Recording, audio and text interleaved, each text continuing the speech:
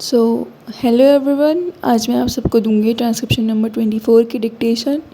At the speed of 90 words पर minute. So be ready for it. Start. Madam deputy chairman, I rise to support the bill which has been moved by the Honorable Minister of State in the Ministry of Home Affairs. This bill incorporates certain sentiments which the country holds so dear as far as the office of President is concerned, and also incorporates the faith of the people in themselves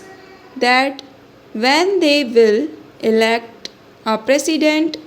the person who would have not only the love and affection of the people but would be, as the Honorable Minister pointed out, a dedicated politician whose whole life is dedicated to the service of the nation before he became the president, during his occupation of the office of president, and even after he retired from that office. It is this confidence of the people in themselves and the high love and affection which they hold for this office which have resulted in this particular bill being considered by the House at the present moment. The Honorable Minister has pointed out that the President, who has just retired, has fulfilled all the requirements which are the basis of this particular measure, and the measure which was passed in 1951. I wish that he had mentioned the last Governor General also, to whom both the measures apply. Whether we may agree or may not agree with the last Governor General on some of the political views that he holds, there can be no two opinions that the last Governor General was also an illustrious son and is an illustrious son of this country and deserves all the consideration, all the love and all respect of the country which are being incorporated in the present measure and were incorporated in the 1951 Act.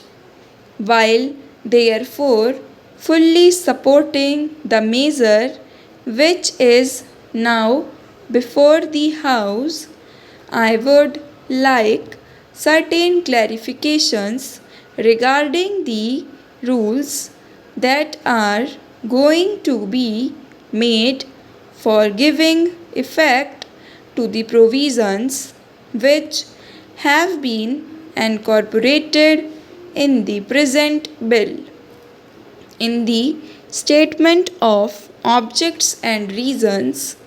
we are told that a person holding the high office of president has, even after retirement, many public calls on him, and it is therefore considered desirable to provide him with secretarial staff. It is further stated that the bill provides for a staff which may be engaged for the President. Staff might be appointed for him and office space might be provided for him. It is because of this that certain misgivings have arisen in the minds of some of the members, and they want it to be made perfectly clear that the staff will be appointed not only for the ex-president but will be appointed by the ex-president, and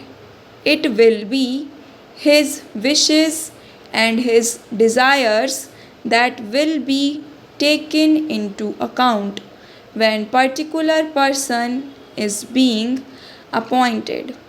Also, regarding the office which is engaged for him, his wishes should be taken into account so that he knows what would be a convenient place for him and he may to get that place. Another reason for insisting on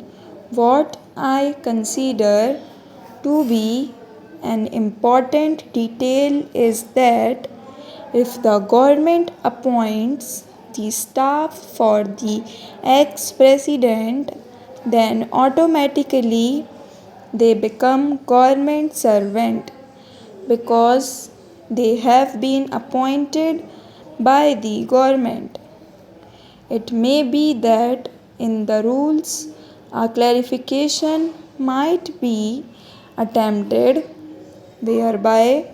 they may be exempted from some of the service conduct rules which are applicable to normal government servants, but even there it will be much better that this should not be left in any doubt,